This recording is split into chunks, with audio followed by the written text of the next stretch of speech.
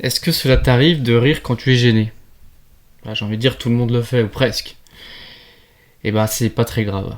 Ça s'appelle un mécanisme de défense. C'est au lieu de ressentir l'émotion de gêne, et même l'exprimer, que ce soit avec des expressions ou verbalement, tu vas la remplacer par une autre plus acceptée et plus acceptable pour toi et pour les autres personnes.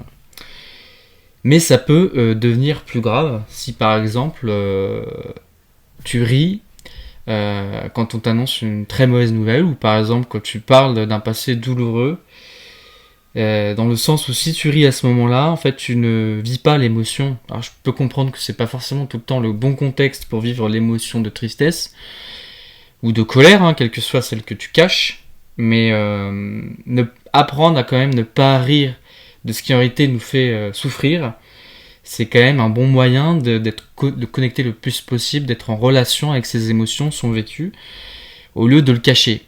Parce qu'en fait, remplacer le rire remplacer une émotion de tristesse par le rire, ça revient à cacher son émotion authentique par une émotion un petit peu parasite, tu vois, qui vient un peu remplacer, qui vient un petit peu parasiter la vraie émotion, celle que tu ressens profondément. En soi, vu que c'est un mécanisme de défense, c'est pas néfaste si tu le fais pas trop de manière récurrente. Voilà.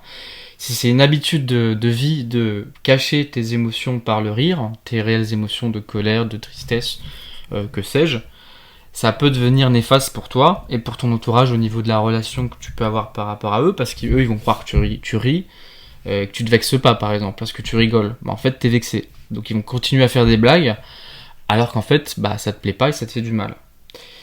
Et ça, c'est important pour la communication avec les autres, de réagir de la manière dont tu ressens vraiment les choses, et pas d'une autre façon.